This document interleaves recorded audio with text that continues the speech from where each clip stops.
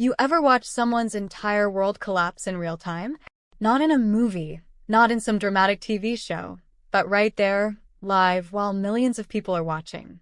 Well, buckle up, because what I'm about to tell you is absolutely wild.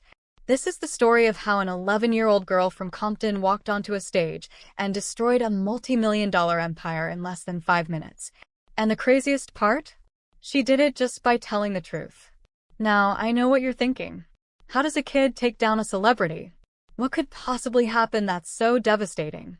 Trust me, by the time we're done here, you're going to understand exactly how power works, how it crumbles, and why sometimes the smallest voices echo the loudest. So let me paint you a picture. It's a Thursday night at the Orpheum Theater in Los Angeles. Packed house, 500 people in their seats, designer clothes everywhere, the whole Hollywood vibe. But here's the thing, this isn't just any concert.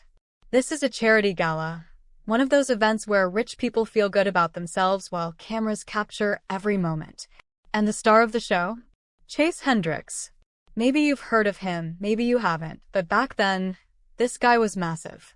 4 platinum albums, 2 Grammy Awards sitting on his shelf, endorsement deals with every major brand you can think of. Pepsi wanted his face, Nike wanted his name, and millions of fans wanted his voice. Chase had built his entire career on one thing, this incredible high note that supposedly no one else in the industry could hit. We're talking about a whistle register note, the kind of sound that's so high it almost doesn't seem human. You know those notes Mariah Carey hits that make your dog start howling? Yeah, that level. And Chase's signature moment, the thing that made him famous, was this song called Higher Ground. At the end of that track, he'd hit this note that would just blow the roof off. People would lose their minds every single time. But here's where our story really begins. See, among those 500 fancy people in the theater, there were 20 kids from Jefferson Elementary School. These weren't rich kids, understand. These were children from Compton, from families working 2 jobs just to keep the lights on, from neighborhoods where opportunity doesn't exactly come knocking. They were there as part of the background choir, basically props to make the whole charity thing look good for the cameras. You know how it works. Wealthy celebrity helps underprivileged children. Everyone claps, donations roll in, everybody feels warm and fuzzy. One of those kids was Zara Williams. 11 years old, standing in the back row, wearing a white blouse her mother had just bought from the discount store. They'd kept the tags on until that very morning because, well, if they needed to return it to get that money back, they would. That's the kind of budget they were working with. Zara lived with her mom and 2 younger brothers in a cramped 2-bedroom apartment where the heater only worked in one room. Her mom pulled night shifts at the county hospital, coming home exhausted, sleeping in 3-hour chunks while Zara made mac and cheese for her brothers and helped them figure out their homework. Money was always tight. Every conversation in that household somehow circled back to the same painful questions. Can we afford this? Maybe next month? Not this year? It was the soundtrack of Zara's childhood. But Zara had something special. She'd been singing since she was 5 years old, standing in that church choir every single Sunday at New Hope Baptist. And by the time she was 7, her choir director, this woman named Ms. Johnson, pulled her mother aside after service one day and said something that would change everything. She told Zara's mom that her daughter had perfect pitch. Now, let me explain what that means because it's absolutely insane. Perfect pitch means you can hear any note, any sound, and immediately identify exactly what it is. 1 in 10,000 people have this ability. It's like having a superpower for music. Zara could hear things that the rest of us completely miss. Ms. Johnson had been excited, talking about Berkeley, about Juilliard, about professional training that could take this raw talent and turn it into something extraordinary. But then reality crashed in. All of that costs money. Serious money. The kind of money that Zara's family would never have in a million years. So Zara just kept singing wherever she could. Church on Sundays, school choir at Jefferson Elementary, though the music budget there had been slashed 3 years in a row, so it wasn't much. And she'd sing in her room at night, quietly, teaching herself runs and techniques from old YouTube videos on her mother's beat-up phone. Her voice was unusual, even she knew that. She could sing from this deep chest voice all the way up into these impossibly high whistle register notes. But she didn't realize how rare that was. She just thought it felt natural. So when that letter arrived saying Jefferson Elementary had been chosen for Chase Hendricks's charity gala, the entire school went absolutely crazy. 20 choir students would get to perform on a real stage, with real lights, real cameras, and it would be on television. For kids who rarely got opportunities like this, it felt like winning the lottery. Now, here's what you need to understand about Chase Hendricks. These charity galas? They were his brand. He did one every single year in a different city, always raising money for underprivileged schools, always making sure the cameras caught him hugging kids who looked like they needed saving. The press ate it up. They called him generous, compassionate, a voice for the voiceless. And his whole image was built on being this incredible vocalist, this once-in-a-generation talent who could do things with his voice that nobody else could touch. That signature note in Higher Ground? That was his calling card. That was what separated him from every other singer out there. That note sold concert tickets. That note got him Grammy nominations. That note made him millions of dollars. But during the afternoon soundcheck, something strange happened. The choir kids were waiting backstage like they'd been told, staying quiet while Chase ran through his performance. Zara, being curious like kids are, wandered closer to the wings because she wanted to see the actual stage. And that's when she heard him rehearsing Higher Ground. He started off strong.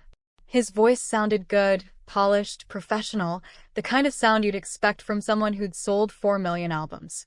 But when he reached for that famous high note, the one that was supposed to be untouchable, something went wrong. His voice cracked. It broke somewhere around a much lower note, nowhere near where it should have been. He sounded frustrated, annoyed even, and he snapped at his sound engineer. He told the guy to bring the backing track up higher in that section, said he needed more support. The engineer made some adjustments, and when Chase sang it again, suddenly the note was perfect. Too perfect, actually. And this is where Zara's perfect pitch kicked in. See, she could hear something that most people couldn't. That note wasn't coming from Chase's throat anymore. It was coming from the speakers. There was this slight digital shimmer to it, this quality that live voices just don't have. The note sat on top of the music instead of being part of it. Zara stood there completely confused. That perfect high note everyone loved? It wasn't Chase Hendricks singing it at all. It was a recording. She went back to the choir risers and didn't say anything to anyone. I mean, who would believe her? She was an 11-year-old girl from Compton going up against a man who had 2 Grammy Awards and millions of fans. But she couldn't shake what she'd heard. That note was fake. Fast forward to the actual gala that night. The theater was packed. Cameras were rolling. 2 million people were watching the live stream. Everything was going smoothly. The choir was performing beautifully in the background. Chase was working the crowd like the professional he was. And then, out of nowhere, he stopped mid-performance. His voice cut through the theater like a knife. "You there," he said, pointing into the choir. "The black girl in the back with the cheap uniform. Come up here." Now, 500 people turned to look. 2 million viewers online turned to look. And Zara Williams, 11 years old, felt her hands start to tremble. She didn't understand what was happening. She didn't know what she'd done wrong.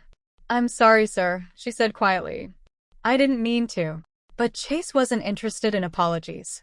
He grabbed her shoulder and physically dragged her into the spotlight. "Let's see if you can actually sing," he announced to the audience, "or if you're just taking up space." He turned to his band, snapping his fingers. "Give her Higher Ground. The impossible note that made me $2 million. And then he leaned close, his microphone turned off but hers still on, and he whispered, "Fail quietly, kid." The entire audience held its breath. What happened next didn't just prove Chase Hendricks wrong. It ended everything he'd built over 15 years of lies. Now, let's rewind for a second because you need to understand the position Zara was in. She was terrified. This was a famous person, someone powerful, someone who could destroy her with a word. She was standing on a stage in front of hundreds of people, millions watching online, wearing a blouse from a discount store, knowing her family could barely afford groceries. And this man, this celebrity who everyone loved, had just set her up to fail as publicly as possible. But here's what Chase Hendricks didn't know. Here's what he couldn't have predicted. Zara had heard him at Soundcheck. She knew his secret. And more than that, standing there under those lights with his hand gripping her shoulder, She suddenly understood why he'd pulled her up on that stage in the first place. This wasn't about giving her a moment to shine. This wasn't about charity or kindness or opportunity. He'd seen her watching during Soundcheck. Maybe he'd noticed her expression. Maybe he'd caught that look of confusion on her face when his voice cracked. And now he was doing this to humiliate her, to make sure that if she ever told anyone what she'd heard, nobody would believe her. Who's going to trust the word of some kid who choked on stage, who couldn't handle the pressure? It was calculated. It was cruel. And it was about to backfire in the most spectacular way possible. The band started playing the opening chords to Higher Ground. Zara's mouth went completely dry. She looked out at all those faces staring at her, waiting for her to crumble. "I don't think I can," she started to say. Chase's voice boomed out, playing to the crowd. "Sure you can, sweetheart. Just follow the music." But Higher Ground isn't an easy song, understand. The verses are manageable, but then the bridge comes in and the melody starts climbing and climbing, building toward that signature whistle register note that made Chase famous. The note Zara now knew he couldn't actually sing. Chase stepped back, giving her room, fully expecting her to fail. "Whenever you're ready," he said with that fake smile plastered on his face. Zara took a deep breath. She thought about her grandmother's words from that morning, advice that had been passed down through generations. "Baby, if someone tries to make you small, you stand tall." She opened her mouth to sing, but then she stopped. And what she said next changed everything. "Mr. Hendricks?" Her voice was small, but it carried through the microphone, through the speakers, through the entire theater. "Can you turn off the backing track, please?" The theater went completely silent. You could have heard a pin drop. Chase blinked, his smile faltering. "What?" "The backing track," Zara repeated, her heart hammering against her ribs. "Can you turn it off? I want to sing it for real." Confused murmurs rippled through the audience. People started looking at each other. What was this kid talking about? Chase's smile turned into something sharp, something dangerous. "The backing track is part of the arrangement, sweetheart." "But you sang it without the track at Soundcheck," Zara said, and her voice was getting stronger now, fed by something she couldn't quite name. Maybe it was anger, maybe it was courage, maybe it was just exhaustion from staying quiet her whole life. "You sang it alone." The murmur grew louder. Chase's jaw tightened. You could see him trying to figure out how to shut this down, how to make her stop talking. "Soundcheck is different from performance," he said carefully. "Then can you sing it first?" Zara asked. "Show me how without the track?" The question hung in the air like smoke. Chase stared at her. The audience stared.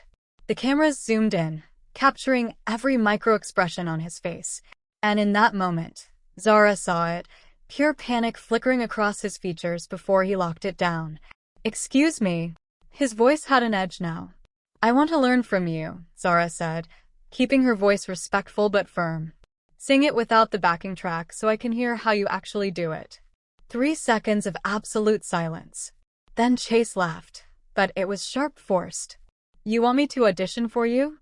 "No, sir," Zara said quietly. "I just want to see if you can actually hit the note." The theater erupted. People gasped, some laughed nervously. Everyone started talking at once. Chase's face flushed red, his carefully maintained composure cracking like old paint. "Of course I can hit the note," he said through clenched teeth. "I've been hitting it for 15 years. "Then show me," Zara said simply. And just like that, Chase Hendricks was trapped. 500 people in the theater, 2 million watching online, all waiting to see if he could do what he'd built his entire career on.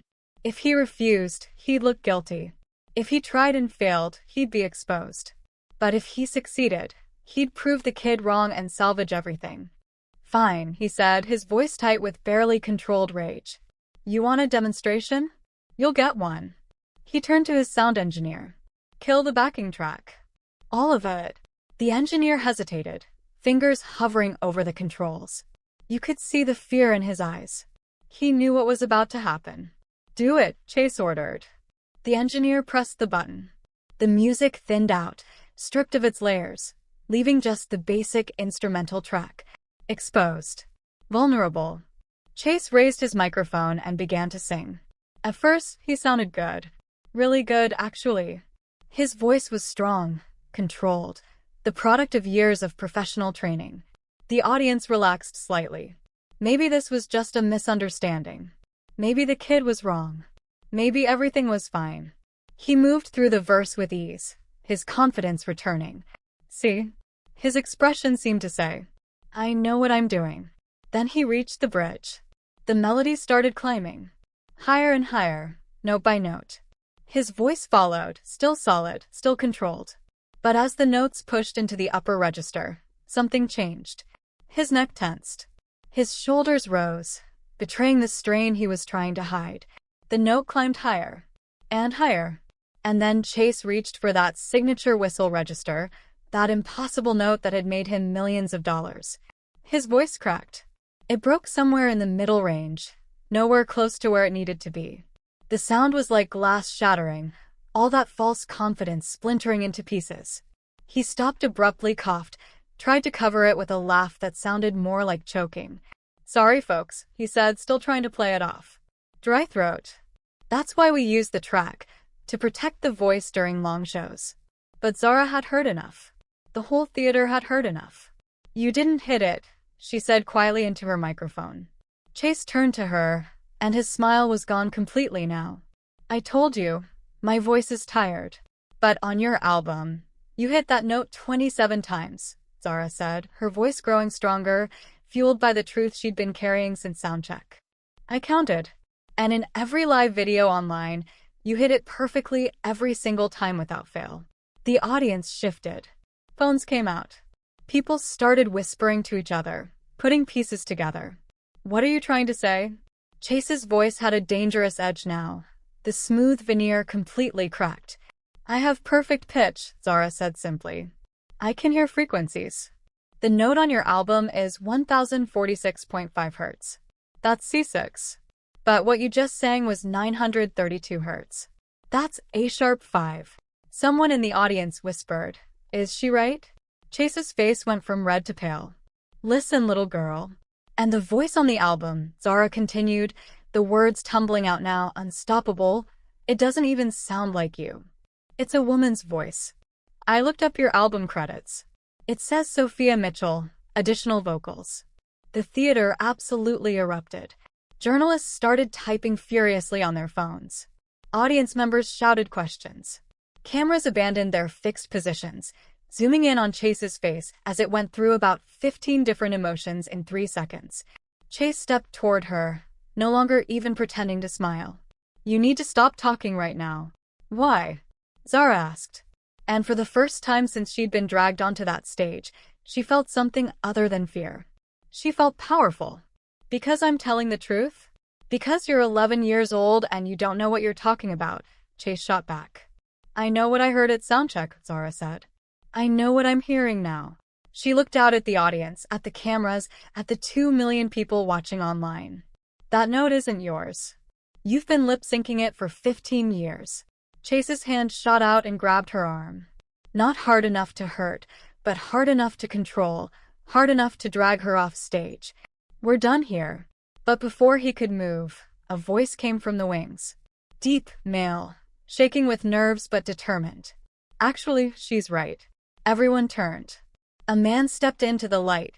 Chase's sound engineer, the one who'd been running the board all night, the one who'd reluctantly killed the backing track when ordered. His face was pale but his jaw was set. I've been your engineer for 5 years, Chase, he said. Every single show I've played that backing track for you. You've never sung that note live. Not once. The theater went completely silent. You could feel the weight of those words settling over everyone. Chase stared at his engineer like the man had just stabbed him in the back. You're fired, Chase whispered, but his voice barely worked. I know, the engineer said. But she's 11 years old, and she's braver than I've been for 5 years. The silence was absolute. 500 people barely breathing.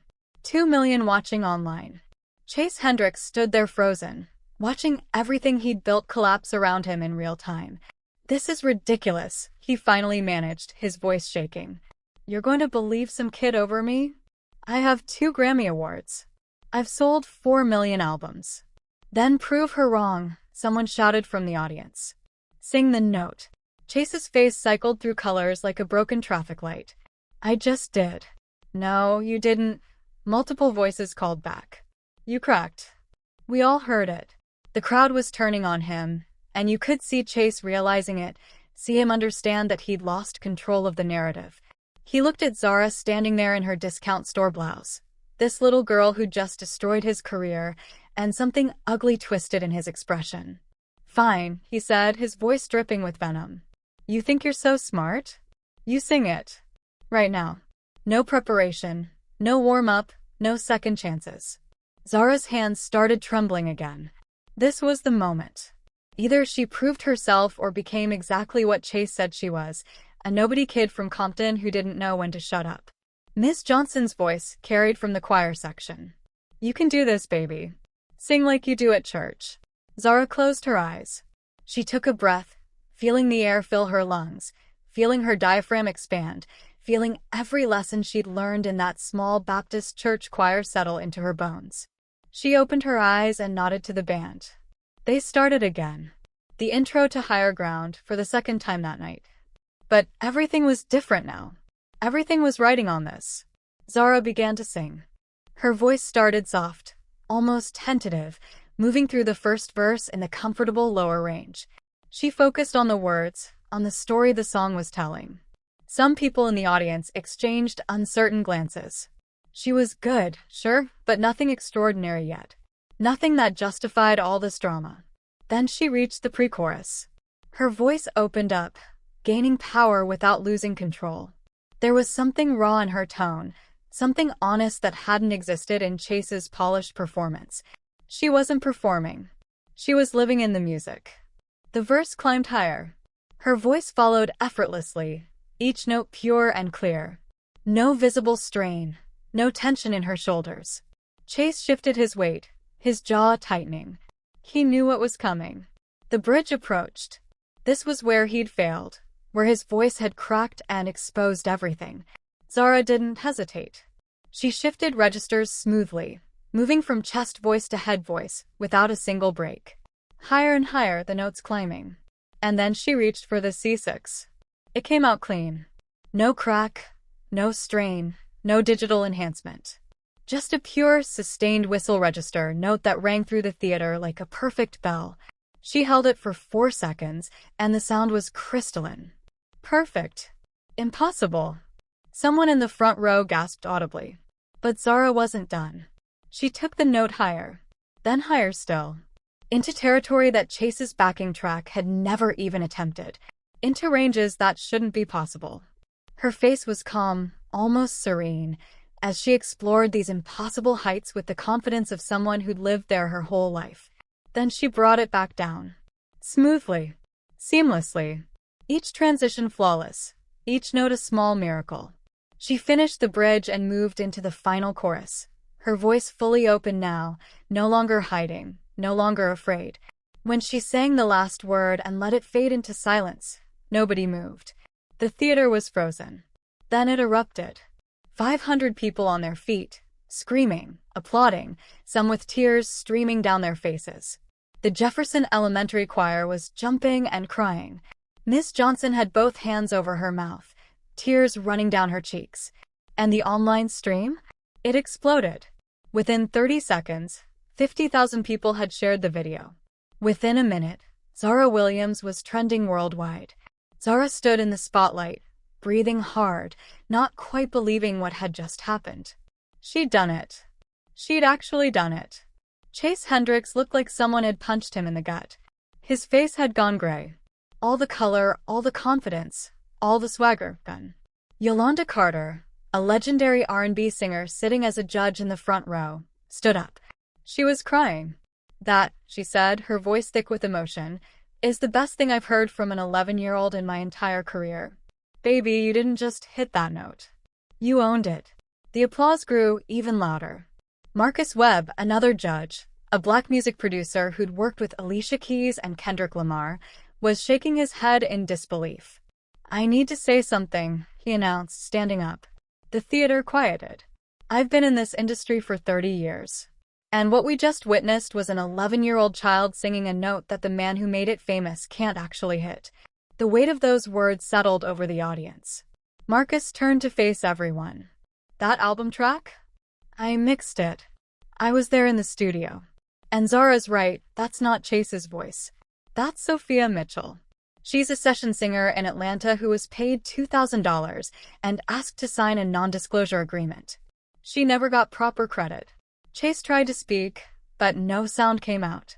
His mouth just opened and closed silently. I stayed quiet because that's what you do in this industry, Marcus continued, his voice heavy with regret. You protect the star. You protect the money. But I'm done protecting lies, especially when an 11-year-old has more courage than I've had in 3 decades. The theater exploded again. Journalists typing frantically, audience members shouting questions, cameras capturing everything. Chase finally found his voice. This is insane, he said, his words coming out strangled. You're going to destroy my career over a backing track? Everyone uses them. Beyoncé uses tracks. But they don't claim they're singing live, Yolanda shot back. They don't sell tickets to live performances and then lip sync. That's not artistry, Chase. That's fraud. I didn't, Chase sputtered, looking around desperately for support. But his band members were looking away. His manager was on his phone, probably calling lawyers. His entire team was abandoning ship. Chase turned to Zara, and for a moment, she saw something in his eyes that made her take a step back. Rage, yes, but also fear. The fear of a man watching his entire world burn. You're going to regret this, he said quietly, but his microphone picked it up. Every microphone picked it up. You and your little school and your nobody teacher. I will make sure you never work in this industry. Do you understand me? Never. The threat hung in the air, captured by every camera, heard by every person in that theater, and by the 2 million people watching online. Miss Johnson started to rise from her seat, protective instinct kicking in. But Zara spoke first. I'm 11 years old, she said, her voice steady and clear. I don't work in the industry. I just sing because I love it. And you can't take that away from me. She paused, looking directly at Chase. But maybe someone should take it away from you. The theater went silent. Then someone started clapping. Slowly at first, then faster. Within seconds, 500 people were applauding, not for Chase Hendricks, not for his career or his fame, but for a child who'd refused to lie even when the most powerful person in the room tried to force her. Chase looked around at the cameras, at the faces, at the ruins of everything he'd built on stolen voices and protected lies. Then he turned and walked off stage. The moment his foot hit the wings, chaos erupted. People were on their phones. The live stream chat was moving too fast to read. Someone shouted, "Check Twitter. He's already trending." But it wasn't Zara Williams trending anymore. It was Chase Hendricks exposed. Chase Hendricks fraud. Chase Hendricks career over. Within 5 minutes, his Wikipedia page had been edited. Within 10, major music blogs were posting articles. Within 15, 3 of his sponsors had issued statements saying they were reviewing their relationship with him. Zara stood on that stage, surrounded by chaos she'd created simply by telling the truth, and felt something she'd never felt before. Not pride exactly, not triumph. Just the quiet certainty that she'd done the right thing, even though she had no idea what would come next. Now you'd think the story ends there, right? Girl exposes fraud. Fraud gets what he deserves. Everyone lives happily ever after. But that's not how the real world works. That's not how power works. And what happened next is where this story gets really dark. The chaos lasted about 20 minutes before security cleared the theater. Zara sat backstage in a folding chair, Ms. Johnson's arm around her shoulders, watching adults argue in urgent whispers. Event organizers, Chase's management team, people in expensive suits talking into phones with serious expressions. Nobody was talking to her. She was just a kid in a folding chair waiting. Her mother had called 3 times from the hospital. She couldn't leave her shift. They needed the money too badly. Baby, what happened? Are you okay? Zara didn't know how to answer. What had happened was she'd destroyed a famous man's career in about 3 minutes. Whether she was okay was completely unclear. I'm fine, Mama, she'd said. Miss Johnson is here. That had been an hour ago. Now it was nearly midnight. The other choir kids had gone home with their parents. The theater was empty except for crew members breaking down equipment. And Zara was still sitting in that folding chair waiting. That's when Chase's lawyer arrived. He was white, probably in his 50s, wearing a suit that likely cost more than Zara's mother made in 6 months. He carried a leather briefcase and had a smile that absolutely did not reach his eyes. "Miss Williams," he said, pulling up a chair. "I'm Robert Kraft. I represent Mr. Hendricks." Miss Johnson's arm tightened around Zara's shoulders. "She's 11 years old. If you want to talk to her, her mother needs to be present." "Of course," Kraft said smoothly. "I'm not here to interrogate anyone. I'm here to resolve this unfortunate misunderstanding." "There's no misunderstanding," Ms. Johnson said coldly. "Your client can't sing the notes he's famous for. That's called fraud." Kraft's smile didn't waver. "The music industry is complex, Ms. Johnson. Artists use vocal support, backing tracks, studio enhancement. It's standard practice.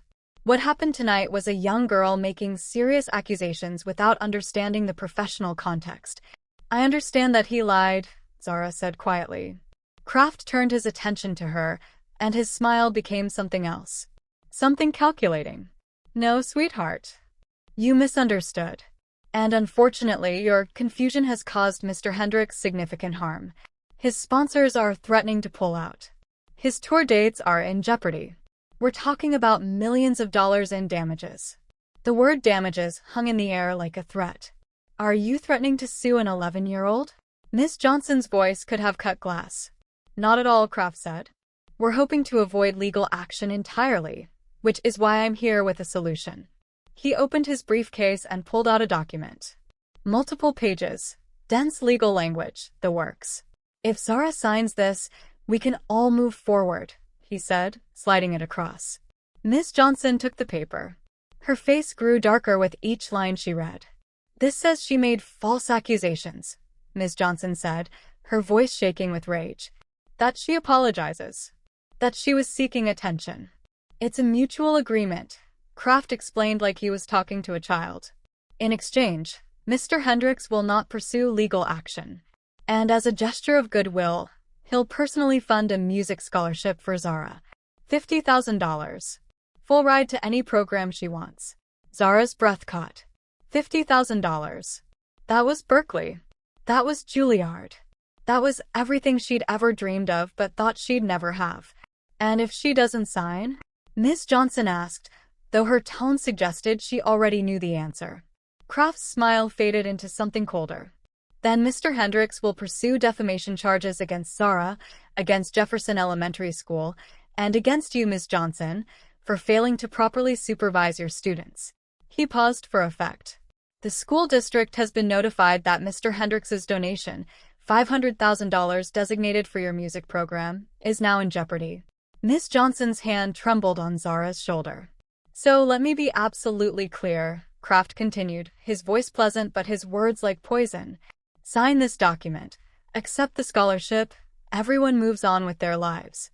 Or refuse, and watch your school lose critical funding while your family drowns in legal fees they absolutely cannot afford." He looked directly at Zara. "What happens next is entirely up to you, young lady." Zara stared at the document. At the words that would call her a liar. At the signature line that would erase everything she'd fought for. She thought about her mother working double shifts, about her brothers who needed new shoes, about the kids at Jefferson Elementary who'd lose music classes because of her. She thought about the truth. "No," she said. Kraft blinked. "Excuse me. I'm not signing that," Zara said, her voice small but firm. "I didn't lie. He did. And I'm not going to say I lied just because he's rich and I'm not." "Young lady, I don't think you understand the consequences." "I understand that you're trying to scare me," Zara interrupted, standing up. Even at less than 5 feet tall, even with her hands shaking, she looked him in the eye. "Sue me if you want. But I'm not signing that paper."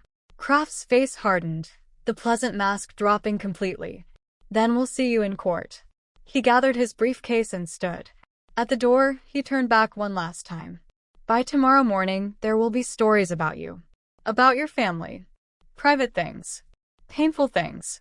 Information that will hurt." He paused. "And when it gets bad, and trust me, it will, remember that you chose this." Then he was gone. Miss Johnson pulled Zara close, holding her tight. "Baby, are you sure? That scholarship." "I don't want his money," Zara whispered into Ms. Johnson's shoulder. But as they walked out into the cold Los Angeles night, Zara couldn't stop shaking. She'd just refused $50,000. She'd threatened her school's funding. She'd made an enemy of one of the most powerful men in music. And she had absolutely no idea if telling the truth had been worth what it was about to cost. Zara woke up at 6 in the morning to her phone buzzing like angry bees. 3 hours of sleep. Her mother sat at their tiny kitchen table, laptop open, face pale as death. "Mama, baby, don't go online today. Don't look at." But Zara had already picked up her phone. The screen was full of notifications. Thousands of them. She opened Twitter with trembling fingers. The first thing she saw was a photo of their apartment building. The peeling paint clearly visible, the broken security gate, trash bins overflowing. The caption read, "This is where Zara Williams lives." While she accuses Chase Hendricks of fraud, she's clearly desperate for a way out of poverty. Her hands went numb. The next post was worse. Someone had obtained her mother's work schedule. Her mother barely makes $30,000 a year. Of course the daughter is looking for a payday. Then photos from school yearbooks. Someone had circled the free lunch stamp on her cafeteria tray. Government assistance her whole life. This was never about truth. It's about money. The comments were brutal. "Ungrateful kid. She should be thanking Chase for giving her a moment." This is what happens when you give these people opportunities. These people. Her phone buzzed with texts from unknown numbers. Threats. Slurs. Words she'd heard before but never directed at her specifically. Ms. Johnson called. "Don't come to school today. The principal wants to meet. There are reporters outside." Reporters. Zara felt like she was drowning. Everything she'd said was true, but truth didn't seem to matter when you were being buried alive by the internet. But then, at 7:15 in the morning, something changed. A woman named Sophia Mitchell posted a video. She was in her 30s, black, sitting in a recording studio with gold records hanging on the wall behind her. "My name is Sophia Mitchell," she said directly to the camera. "I'm a session singer. And I'm the voice Chase Hendricks has been selling as his own for 15 years. Zara's mother grabbed her hand. "That little girl told the truth last night," Sophia continued, her voice steady and strong. "I sang the whistle register notes on Higher Ground and 4 other songs. I was paid $2,000 per song and asked to sign a non-disclosure agreement." She held up a document. "This is my contract. This is proof. And I'm done staying silent while a child gets attacked for exposing what I was too afraid to expose myself." The video had been posted 8 minutes ago. Already 50,000 views. Within an hour, 2 million views. Within 3 hours, 7 more session singers came forward. Each with contracts. Each with recordings. Each confirming exactly what Zara had said. By noon, the narrative had completely flipped. Chase Hendricks exposed was trending, but now with proof attached. Not speculation. Not accusations. Proof. Zara sat on her worn couch, watching the internet tear apart the man who'd tried to destroy her. And she realized something important. She wasn't alone anymore. But Chase Hendricks wasn't going down quietly. By that afternoon, his legal team had filed a $10 million defamation lawsuit. Not just against Zara. Against Sophia Mitchell. Against Marcus Webb, the producer who'd spoken up. Against Jefferson Elementary School for allowing a minor to make false public accusations. $10 million. Zara's mother stared at the legal document that had been hand-delivered to their apartment. Her hands shook so badly she could barely hold the paper. "We don't have money for a lawyer," she whispered. "We don't have money for anything." The lawsuit was strategic. Chase's team knew they probably wouldn't win. But they also knew that even if they lost, the legal fees alone would bankrupt everyone involved. It was a weapon, and they were wielding it with surgical precision. But the counterattack went deeper. By 4 in the afternoon, gossip sites were running coordinated stories. Sources close to the Williams family claimed that Zara's mother had pushed her daughter to confront Chase, that the whole thing had been planned to extort money. One article included quotes from former neighbors, saying the family was known for playing victim and looking for handouts. None of it was true. All of it was published. All of it was believed by enough people to make life hell. By 5 that evening, Zara's school was under siege.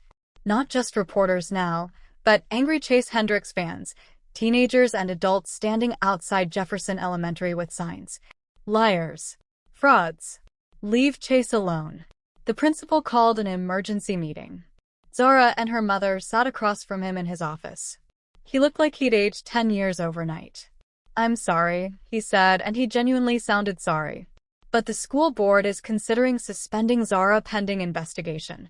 Investigation of what? Zara's mother demanded, her voice sharp with disbelief. She told the truth. "You saw the video. Everyone saw it. The board is concerned about the attention," the principal said carefully. "The threats. We've had to increase security.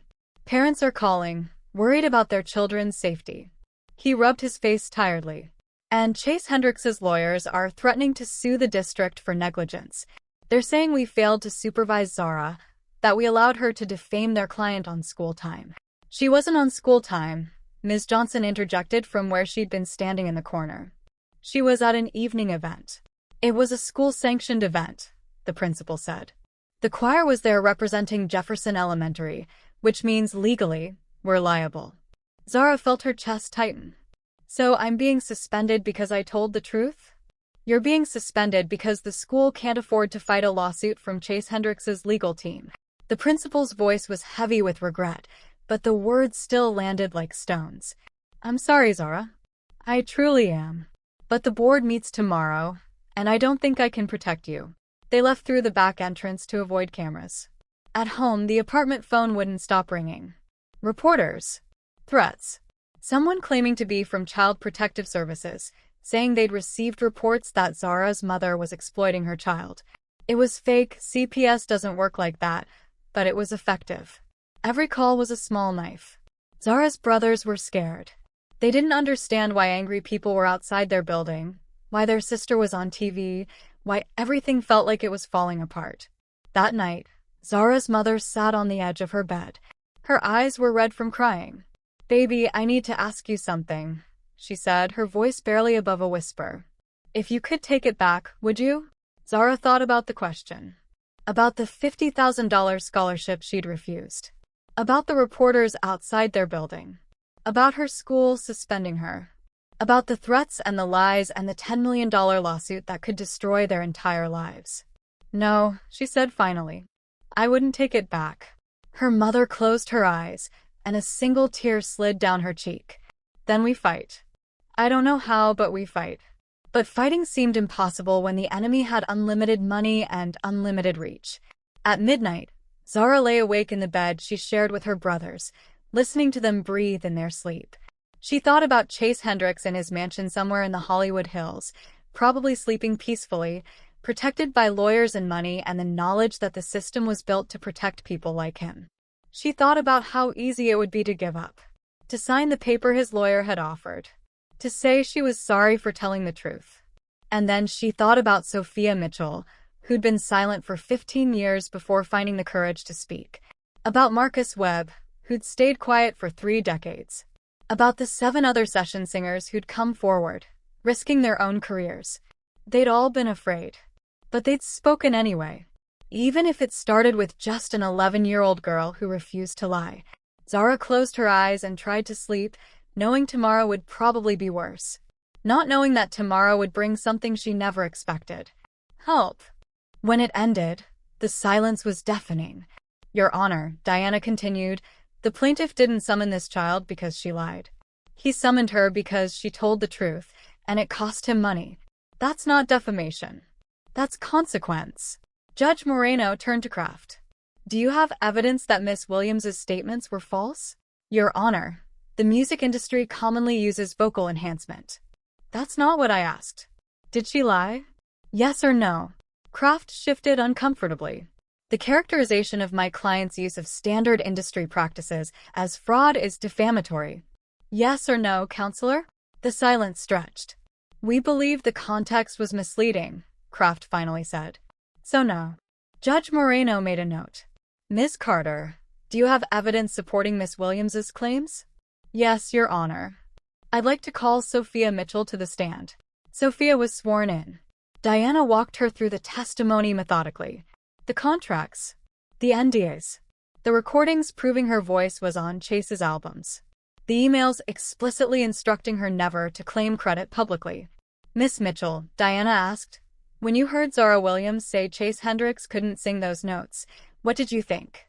"I thought finally," Sophia said softly. "Finally, someone said it out loud." "And was she correct?" "Yes. Completely." Diana sat down. Kraft stood for cross-examination, but Judge Moreno held up her hand. "I've heard enough." She looked at Chase directly. "Mr. Hendricks, I'm going to ask you something. You're under oath, even though you're not on the stand. Can you, right now in this courtroom, sing the note in question?" Chase's face went pale. "Your Honor, I don't see how that's relevant." "It's extremely relevant. You're asking this court to silence people who say you can't hit a note. Prove them wrong. Sing it." The courtroom held its collective breath. Chase looked at his lawyers, at the judge, at Zara sitting there watching him. My voice isn't warmed up. I can't just perform on demand." "You performed on demand for 15 years, Judge Moreno said. "You sold tickets to live performances. Surely you can demonstrate it once." Chase's mouth opened, closed. No sound came out. "That's what I thought," Judge Moreno said. She picked up her gavel. "The motion for injunction is denied. Furthermore, I'm sanctioning the plaintiff for bringing a frivolous suit intended to silence truthful speech." She looked at Zara. "Miss Williams, you're free to continue telling your story. That's called the First Amendment. It protects truth, even when truth is inconvenient." The gavel came down. The gallery erupted. Reporters rushed for exits. Camera flashes went off. Chase Hendricks sat frozen while his lawyers packed briefcases. Zara felt her mother's arms around her, felt Ms. Johnson's hand on her shoulder, heard Sophia crying with relief. Outside the courtroom, Rachel Goldstein waited with her 60 Minutes crew. "Zara, how do you feel?" "I feel like I can breathe again," Zara said. That night, the 60 Minutes episode aired. 18 million people watched Rachel's investigation. They saw contracts with session singers. They saw frequency analysis proving the vocals weren't Chase's. They saw musicians who'd been silenced by NDAs for decades. They saw Chase, defensive and angry, claiming victim status.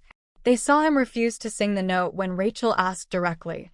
And they saw Zara in her small apartment, explaining what perfect pitch was, how she'd known, why she'd spoken. "I wasn't trying to hurt him," she said to the camera. "I was just telling the truth. I didn't know the truth could be so dangerous." By the time credits rolled, Chase's remaining sponsors had withdrawn. His label dropped him. His Vegas residency was canceled. The Grammy committee announced they were reviewing his awards. His career, built on stolen voices and protected lies, was over. Ended by a child who'd simply refused to stay quiet. 3 months later, Chase Hendricks filed for bankruptcy.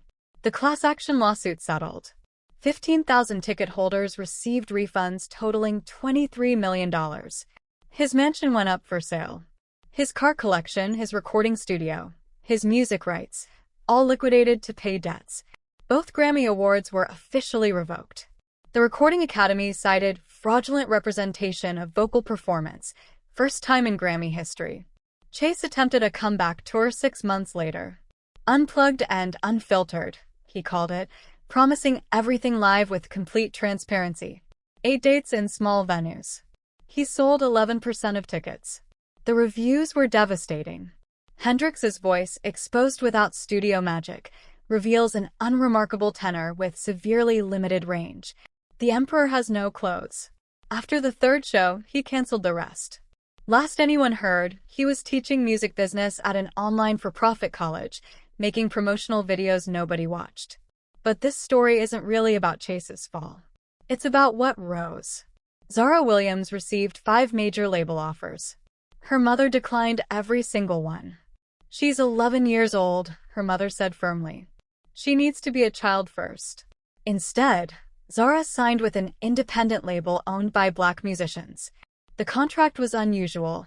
No albums required until she turned 16. Creative control guaranteed. She'd own her masters. And 15% of her earnings would go to a fund she created, Unbreakable Voices. The fund provided scholarships for young singers from underprivileged backgrounds, free vocal training, music theory, and legal education about contracts and rights. 50 scholarships the first year. 200 by year 3.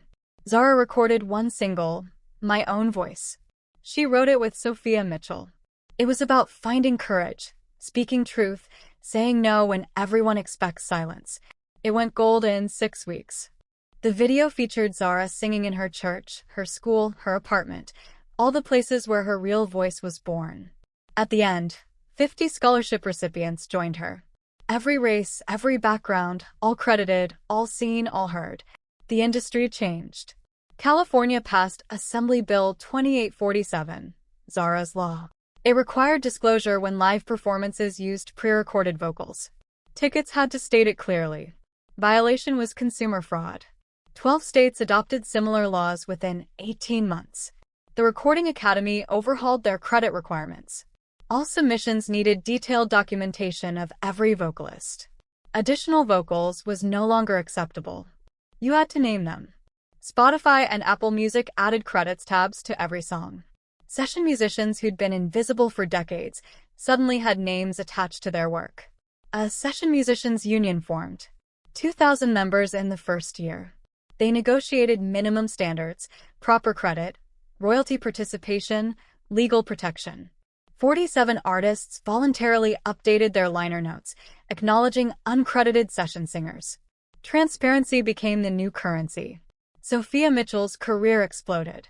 She'd been in the shadows for 15 years. Now she was on magazine covers. She released her own album.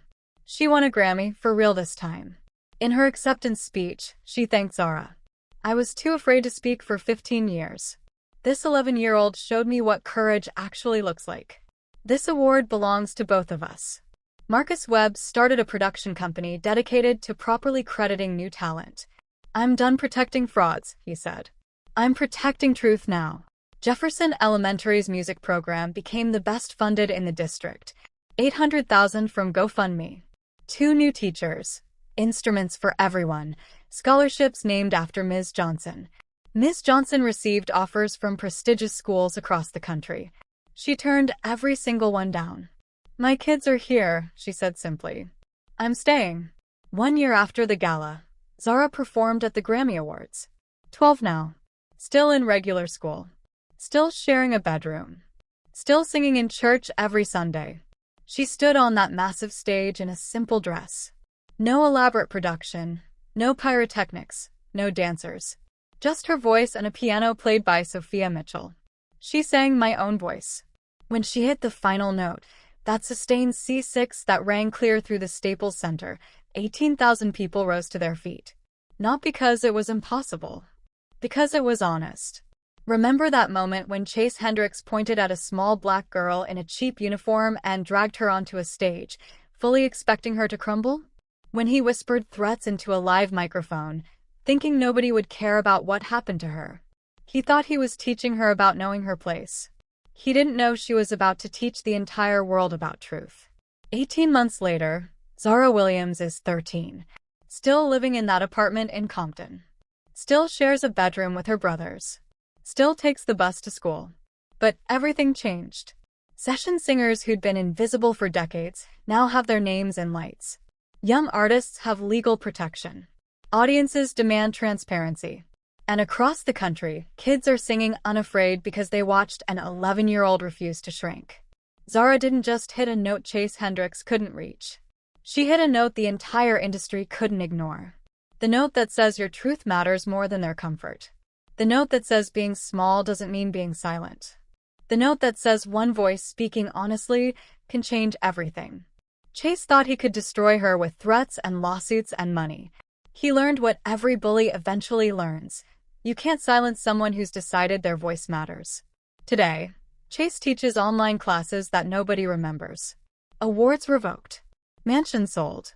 Legacy reduced to a cautionary tale. And Zara? Still just a kid who loves to sing, who does homework and argues with her brothers, who sometimes forgets she changed an entire industry. That's real courage, you know? It doesn't need an announcement or a spotlight or millions of dollars. Sometimes it just sounds like a 12-year-old girl saying no when everyone expects her to fold. So here's my question for you. If you were there that night, would you have stood up for Zara when the lawyers came? When the threat started? When everyone was saying to stay quiet? Or would you have stayed seated, relieved it wasn't you? Drop your honest answer in the comments. We all like to think we'd be heroes. But courage is harder than we imagine. And if you've ever been told to stay small, to know your place, to accept the lie, share your story below. Zara's voice was just the beginning. Yours matters too. Before you go, do me a favor. Go back to minute 14 of this video. Watch Chase's lawyer when he realizes he's losing. Watch his face when the judge asks Chase to sing. There's this micro-expression, this flash of pure panic that lasts maybe 0.8 seconds. Once you see it, you can't unsee it. If this story reminded you why truth matters, hit that share button. If it made you think about your own voice, leave a comment. If it inspired you to stand up for someone who can't stand up for themselves, well, that's the whole point, isn't it? Thanks for listening. Now go use your voice for something that matters. Not anymore. Sarah walks to her desk and pulls out a flyer. Youth Cadet Program starts next week. Bring her. Personally. Down the hall, Amy leads her first internal affairs meeting. 6 young officers sit around the table, notebooks ready, faces eager. Transparency isn't just policy, Amy explains. It's daily practice. Every complaint gets investigated. Every community concern gets addressed. Officer Jackson raises his hand. What if senior officers push back? Then you call me. Day or night. Amy's voice has found strength. The old days of silence are over. The hiring office buzzes with new energy. Sarah mandated diversity and recruitment. The waiting room shows the results. Black faces, brown faces, Asian faces. Young women in hijabs. Veterans in wheelchairs. The future looks different now. Officer Rodriguez, now heading recruitment, addresses the group. We're not looking for warriors. We're looking for neighbors. People who see a uniform as a chance to help, not hurt. A young black man raises his hand. My cousin got arrested by Torres. Am I disqualified? The opposite, Rodriguez smiles. You understand why change matters. That's exactly who we need. The training room has transformed too. Gone are the aggressive tactics posters. In their place hang community photos. Protect and serve actually means something now. Sarah walks in during de-escalation training. 20 recruits practice talking down conflicts instead of escalating them. Force is failure, the instructor explains. Every fight you prevent is a victory. Every person you help is why we're here. Outside, the market district shows the biggest change. Vendors display goods without fear. Children play while parents shop. Officer Washington walks his beat, stopping to buy fruit, to chat, to be human. Officer, a little girl tugs his uniform. My ball went over the fence. He retrieves it with a smile. No power trip. No intimidation. Just a neighbor helping a child. Sarah visits the market weekly now. Not as enforcement, but as community. She buys vegetables from Mrs. Martinez, fish from Mr. Washington, flowers from the Kim family. Chief, Mr. Washington calls out. You need good catfish for weekend. Always. Sarah examines his display. Business good. Better than 20 years. His eyes crinkle with genuine happiness. My customer's not afraid anymore. They stay. They talk. They buy. The transformation isn't complete. Trust builds slowly after decades of fear. But green shoots push through concrete. Mrs. Chen's daughter joins the cadet program. So do 30 other minority youth. They wear uniforms with pride, not fear. Amy's tip line receives dozens of calls daily. Not about major crimes, but community concerns. A broken streetlight. Of a missing pet. Neighbors looking out for neighbors. The station's walls came down. Literally. Sarah ordered the fortress-like barriers removed. Glass replaced concrete. The community can see in. Officers can see out. Change isn't a moment, Sarah tells the latest graduating class. It's every day. Every interaction. Every choice to serve instead of dominate. Behind her stand Amy, Rodriguez, Washington, and Jackson. The future of policing. Officers who found courage when it mattered. 3 months after Torres slapped her, Zara stands in that exact spot. The lobby bustles with citizens filing complaints, picking up forms, chatting with officers. No fear. Just community. She pulls the chief's badge from her pocket. The gold catches the afternoon light, throwing reflections on the wall where blood once splattered from Torres's victims. This spot, she says to Amy, who joins her, used to be where hope died. Amy nods. Now it's where justice lives. Zara pins the badge to her uniform. The weight feels different now. Not power over others, but responsibility to them. The camera that recorded everything still blinks overhead. Zara looks directly at it, knowing her words will reach beyond these walls. 3 months ago, a man hit me because of my skin color. He thought violence was strength. He thought fear was power. She steps closer to the camera. He was wrong. Her voice carries through the lobby. Officers and civilians stop to listen. Justice doesn't arrive on its own. It doesn't fall from the sky or rise from the ground.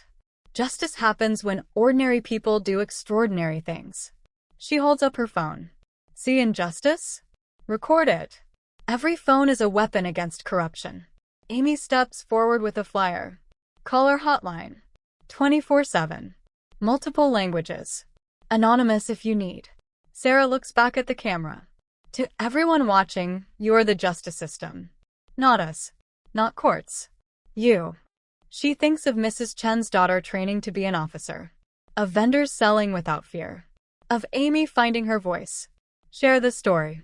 Not because it's unique, but because it isn't. This corruption exists in 1,000 cities. This fear lives in 1,000,000 hearts. The lobby has gone quiet. Everyone watches their chief speak truth. But if it can change here. Zara touches the spot where she was slapped. It can change anywhere. All it takes is one person refusing to stay silent. One video. One call. One stand. She smiles, and it transforms her face. The badge doesn't make us special. Courage does. And courage lives in everyone. The camera records it all. Every word. Every moment. Every piece of evidence that justice, real justice, is possible when people refuse to look away. Now here's what I want you to understand. And I need you to really hear this. This story, this isn't just about Zara or Torres or one corrupt police department in one city somewhere. This is about every time you've seen something wrong and wondered if speaking up would make a difference. This is about every phone in your pocket that could be documenting injustice right now, in this very moment.